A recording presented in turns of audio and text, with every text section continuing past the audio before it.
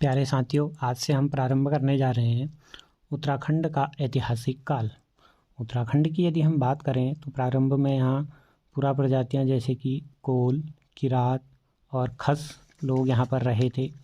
खसों को ही सामाजिक व्यवस्था में परिवर्तन करने का श्रेय जाता है।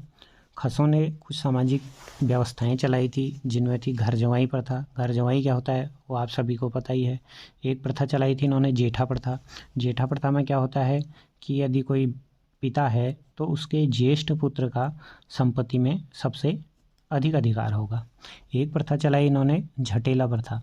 झटेला प्रथा में क्या होता था, जैसे एक पति है और एक पत्नी है, इनका एक बेटा है। अब यदि ये पति मर जाता है तो ये पत्नी किसी दूसरे व्यक्ति से शादी कर लेती है, तो इनका भी एक पुत्र हुआ। तो फिर बात आई कि इस पुत्र को संपत्ति में अधिकार मिलेगा या नहीं, तो इस पुत्र को भी संपत्ति में अधिकार दिया जाता था। इस प्रथा को कहते थे झटेला प्रथा। फिर एक प्रथा चलाई टेकुआ प्रथा इन्होंने। टेकुआ प्रथा में क्या होता था, जैसे कोई एक पति है और एक पत्नी है, ठीक है। अब इस जो पत्नी है इसका एक उपपति और है, यानी कि ये समझ लो इसका अफेयर कहीं और भी है थर्ड पर्सन से। अब इस पति को यदि पता चल गया तो ये इसको मार देता है। तो मार देता है तो इसको मारना यह अपराध नहीं समझा जाता था। परंतु जब अंग्रेज आए तो ट्रेल ने इस व्यवस्था का अंत करा। तो कभी प्रश्न ये भी आ जाता है कि टेकुआ प्रथा का अंत किसने करा, या झटेला टेकुआ ये क्या चीज़ें हैं। इस प्रकार फिर हम देखें तो राजनीतिक शक्ति के रूप में सबसे पहला राजनीतिक वंश जो है वो कुनिंद को माना जाता है। अब हम इतिहास में कोई भी राजवंश की बात करें तो अब हम तो वहाँ गए नहीं थे देखने, तो इनका हमको कहीं ना कहीं से पता चलता है। अब पता कहाँ से चल सकता है, वो पता हमको चल सकता है साहित्यिक स्रोतों से, या हमें पता चल सकता है अभिलेखों से, या हमको पता चल सकता है उस काल की हमें कोई मुद्राएं मिले तो उनसे पता चल सकता है। यदि हम कुनिंद वंश को देखें तो इस कुनिंद वंश की दृष्टि से जो हैं इस वंश की मुद्राएं सबसे ज़्यादा इम्पोर्टेंट हैं, और यहीं से प्रश्न भी आते हैं, और इन्हीं मुद्राओं से ही हमको सर्वाधिक जानकारी इस वंश के बारे में मिलती है। यदि हम बात करें कुनिंद वंश की जानकारी हमको कहाँ कहाँ से मिलती है, तो कुनिंद वंश जो था पहले 3 भागों में हम इसको विभाजित कर सकते हैं। प्रारंभिक काल, मध्यकालीन काल और उसके बाद का काल। जो प्रारंभिक काल था वो 1500 बीसी से 900 बीसी, कहीं कहीं पर 1000 बीसी से 600 बीसी भी हमको लिखा हुआ मिलता है। अब इस काल में कुनिंदों की कोई खास जानकारी तो नहीं मिलती है, परंतु इतना पता चलता है कि राजा सुबाहु इस समय में एक राजा था जिसकी राजधानी सुबाहुपुर थी, या जो वर्तमान में श्रीनगर है। और एक राजा विराट थे जिनकी राजधानी विराटगढ़ी थी। विराट के पुत्र जो थे, विराट की पुत्री जो थी उससे अर्जुन के बेटे अभिमन्यु की शादी हुई थी। इतना हमको इस काल के बारे में जानकारी मिलती है।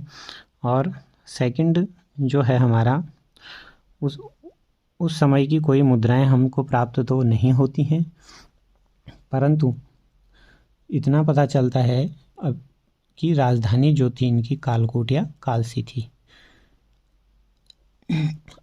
अर्थशास्त्र जो है, अब हम साहित्यिक उसके बाद के शासक जो 200 बीसी से 300 एडी तक थे, इन शासकों के नाम मुद्रा यानी कि इन शासकों की मुद्राएं हमको प्राप्त होती हैं, और यहाँ इनकी राजधानी शत्रुघ्न नगर थी। पौराणिक ग्रंथों की बात करें जहाँ से हमको कुनिंदों के बारे में, कुनिंद या पुलिंद इनके बारे में पता चलता है, तो सर्वप्रथम हम बात करते हैं महाभारत की। पुलिंद कुनिंद राजा सुबाहु तथा उसके पुत्र विराट का उल्लेख है। अब जो महाभारत का सभा पर्व है, सभा पर्व में हमको क्या क्या जानकारी मिलती है, ये एक तो जानकारी ये मिलती है कि अर्जुन ने कुनिंदों के कुछ हिस्से को जीत लिया था। दूसरी हमको जानकारी मिलती है कि युधिष्ठिर ने जब राजसूय यज्ञ कराया था तो कुनिंद राजा ने वहाँ औषधि, गंगाजल और पीपली का स्वर्ण भेजा था। अब पीपली का स्वर्ण क्या होता है, जैसे नदी है, नदी की रेत में से जो स्वर्ण मिलता था तो उस स्वर्ण को कहते हैं पीपली का स्वर्ण। और कुनिंदों को वहाँ पर महाभारत का जो सभा पर्व है उसमें द्विज या श्रेष्ठ कहा गया है। महाभारत की ही बात करें तो इसका एक पर्व है वन पर्व। वन पर्व में ये उल्लेख मिलता है कि पांडव वनवास के दौरान कुनिंदापति सुबाहु के वहाँ रुके थे। तो इस समय ये जानकारी हमको प्राप्त हो जाती है कि उस समय जो राजा था सुबाहु था। इसी में एक भीष्म पर्व है। भीष्म पर्व में सुबाहु ने पांडवों का साथ दिया था जब पांडवों और कौरवों का युद्ध हुआ था, इस बारे में जानकारी मिलती है। एक पर्व आता है कर्ण पर्व है महाभारत में, तो उसमें हमको जानकारी मिलती है कि जब महाभारत का युद्ध हुआ था तो तब कुनिंद सेना ने वहाँ क्या थे, हाथियाँ, बहुत सारी हाथियाँ भेजे थे। इन हाथियों ने कौरवों की सेना में खलबली मचा दी थी। इसका मतलब ये हाथी जो होंगे, उस समय राजा जी नेशनल पार्क जो है वहाँ हाथियों के लिए जाना जाता है, तो वहीं से उसी के आसपास इनके राज्य था, तो वहीं से इन्होंने हाथी प्राप्त करे होंगे। तो इस प्रकार से जानकारी मिलती है। महाभारत में ही कुनिंदों के पड़ोसी जातियों का भी कुछ उल्लेख मिलता है, जैसे यौधेय जाति, कौदुंबर जाति, अर्जुन नायक। ये जो जातियां थी इनको आयुधजीवी संघ नाम से पुकारा जाता था। मतलब ये कहीं पर राज तो नहीं करते थे उस टाइम पर, ऐसे ही रहते थे और ये युद्धों में भाग लिया करते थे। जब युद्ध नहीं होते थे तो उस दौरान ये युद्ध की तैयारी करते थे। बात करें अष्टाध्यायी की, तो अष्टाध्यायी मौर्य के समय कुनिंद एक जनपद के रूप में था, ये पता चलता है हमको। और टालमी थे, इन्होंने भारत का भूगोल नामक पुस्तक लिखी। टालमी ने 2री शताब्दी ईस्वी पूर्व में ब्यास, गंगा, यमुना के ऊपरी क्षेत्र में कुनिंद जाति के वास का उल्लेख किया। फिर हम यदि बात करें मध्यवर्ती जो काल था उसके बारे में, कालसी अभिलेख जो है, इस क्षेत्र के निवासियों के लिए पुलिंद शब्द का प्रयोग करा गया है कालसी अभिलेख, तथा इस क्षेत्र के लिए अपारांत शब्द का प्रयोग किया गया है। अशोक के ही कालसी अभिलेख से पता चलता है कि आरंभ में जो कुनिंद थे वो मौर्यों के अधीन थे, क्योंकि मौर्य जो था वो तो शक्तिशाली वंश था उस समय, और कुनिंद जो रहे होंगे उसके अधीन उस समय पर रहे होंगे। परवर्ती काल की बात करें हम, भरहुत अभिलेख जो कहाँ स्थित है, भरहुत से 4 अभिलेख मिले हैं जो मध्य प्रदेश में स्थित है। अब ये कुनिंद वंश का अभिलेख नहीं है, ये वो शुंग वंश का अभिलेख है, ठीक है। तो वहाँ से हमको धनभूति के बारे, धनभूति अग्रराज, धनभूति द्वितीय, बलभूति, इनके बारे में पता चलता है। और मथुरा अभिलेख जो यूपी में स्थित है, यहाँ से धनभूति द्वितीय के बारे में जानकारी मिलती है। तो इस प्रकार ये तो हो गया कुनिंदों का मध्यकालीन, जो उस मध्यकालीन कुनिंद शासन था उस समय के बारे में। यदि हम बात करें परवर्ती कुनिंदों के बारे में, अब जो मौर्य शासन था, अशोक के बाद के जो शासक आए मौर्य काल में, वो धीरे धीरे कमज़ोर हुए। अब वो कमज़ोर हुए तो उस समय जो अड़ोसी पड़ोसी वंश थे तो वो अपने को स्वतंत्र करने लग गए। तो कुनिंद भी उस समय स्वतंत्र हो गए और एक स्वतंत्र राजवंश के रूप में ये उस समय उभरे। अब उस समय हम देखें तो प्रारंभिक मुद्राओं में राजाओं का नाम नहीं मिलता है, केवल क्या लिखा मिलता था, कुनिंद या कायस्थ, ऐसा कुछ लिखा मिलता था, जो क्या थे, परवर्ती काल में जो प्रारंभिक राजा रहे थे। फिर उसके बाद कुनिंदों की हम यदि मुद्राओं की बात करें तो हमको प्राप्त होती हैं अमोद भूति प्रकार की मुद्राएं, अल्मोड़ा प्रकार की मुद्राएं और छत्रेश्वर या चत्रेश्वर प्रकार की मुद्राएं जो हैं हमको उस समय प्राप्त होती हैं। अब इन मुद्राओं में देखें, अमोदभूति प्रकार की मुद्राओं की बात करें तो कुनिंद वंश का जो अमोदभूति प्रकार की मुद्राएं थी वो रजत तथा ताम्र दोनों धातुओं की मिली थी। और बाकी जो शेष 2 प्रकार की मुद्राएं थी, अल्मोड़ा प्रकार की मुद्राएं और चत्रेश्वर प्रकार की मुद्राएं, ये मुद्राएं जो थी केवल ताम्र धातु की बनी थी। अब अमोदभूति की जो हैं वो मुद्राएं रजत की भी बनी थी। तो इससे पता चलता है कि कुनिंद वंश का जो सबसे प्रतापी शासक था वो अमोदभूति था। ठीक है। और जो अमोदभूति प्रकार की मुद्राएं थी, इनकी लिपि ब्राही लिपि और खरोष्टी लिपि 2 प्रकार की लिपियां इसमें थी। और ब्राही लिपि में इसमें लिखा था कुनिंदस्य अमोदभूति महारजस। 2 लिपियां थी, ब्राही लिपि और खरोष्टी लिपि। और ब्राही लिपि में लिखा मिला कुनिंदस अमोदभूति महारजस। जो अमोदभूति प्रकार की मुद्राएं थी, सबसे भारी मुद्रा 2.47 ग्राम की तथा सबसे हल्की मुद्रा जो थी वो 1.63 ग्राम की थी। और उस जो अमोदभूति प्रकार की मुद्राएं हैं वो हरियाणा से, हिमाचल प्रदेश से और उत्तराखंड से, इन जगहों से मिली हैं। और सबसे ज़्यादा मुद्राएं हैं तो वो हिमाचल प्रदेश से प्राप्त हुई हैं।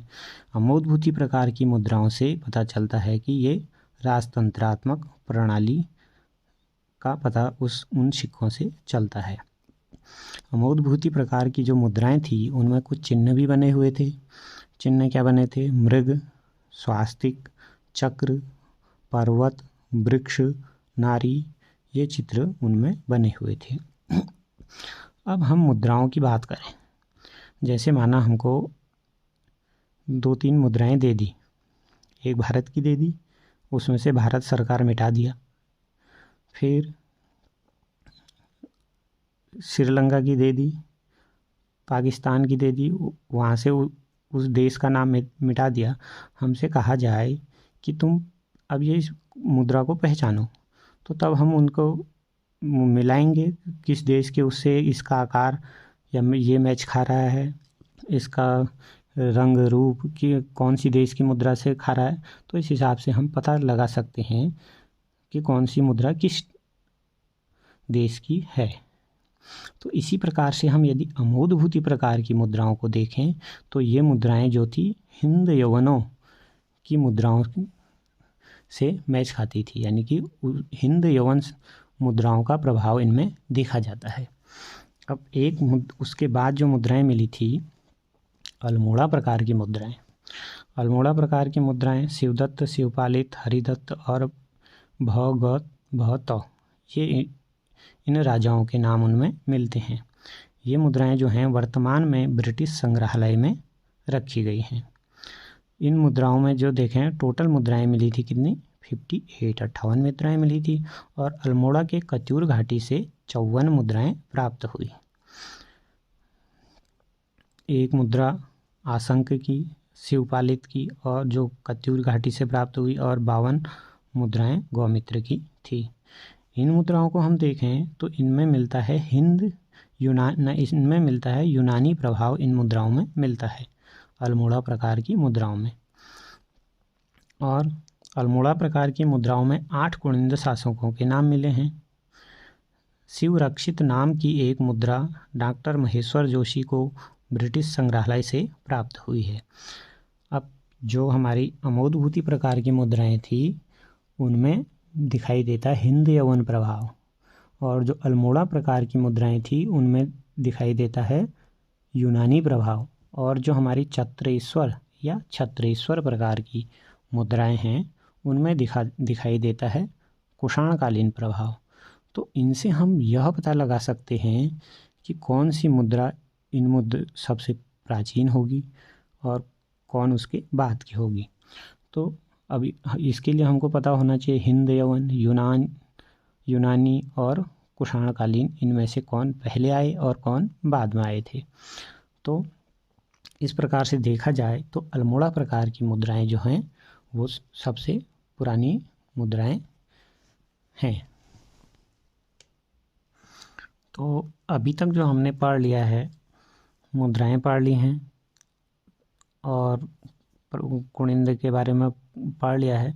तो इनमें से अभी तक हम देखें तो प्रश्न क्या पूछे जाते हैं। प्रश्न ये आया है कि अल्मोड़ा प्रकार की मुद्राएं किस वंश से संबंधित हैं। तो किस वंश से हैं? कुनिंद वंश से संबंधित हैं। कौन सा कुनिंद शासक सबसे शक्तिशाली शासक माना जाता है? तो अमोदभूति जो था वो सबसे शक्तिशाली शासक था। भरहुत अभिलेख कहाँ स्थित है? तो भरहुत अभिलेख कहाँ था? मध्य प्रदेश में स्थित था। तो इस प्रकार से प्रश्न यहाँ से बनते हैं। अब हम बात करते हैं अगले प्रकार की मुद्राएं, चत्रेश्वर या छत्रेश्वर प्रकार की मुद्राएं। इनको अनाम प्रकार की मुद्राएं भी कहा जाता है। इन मुद्राओं में शूलधारी शिव को दर्शाया गया है। चत्रेश्वर जो होता है, चत्रेश्वर जो होता है वो इसका मतलब शिव भी होता है, ठीक है, जिस कारण इन्हें स्थानक शिव प्रकार भी कहा जाता है। जो चत्रेश्वर प्रकार की मुद्राएं कहो, छत्रेश्वर प्रकार की मुद्राएं कहें या हम कहें स्थानक शिव प्रकार की मुद्राएं, तो तीनों एक ही बात है। लिपि की बात करें तो इन मुद्राओं की लिपि ब्राह्मी लिपि है। इन मुद्राओं में भगवत चत्रेश्वर महात्मन उत्कीर्ण है। सिक्कों पर प्राप्त चित्रों को हम देखें, जो चत्रेश्वर या छत्रेश्वर प्रकार की मुद्राएं प्राप्त हुई हैं उनमें मृग का चित्र बना है, बिंदुओं का बॉर्डर बना है, तो चारों ओर से जो है बिंदु बिंदु करके उन सिक्कों के बॉर्डर बना है, स्वास्तिक का चिन्ह बना है,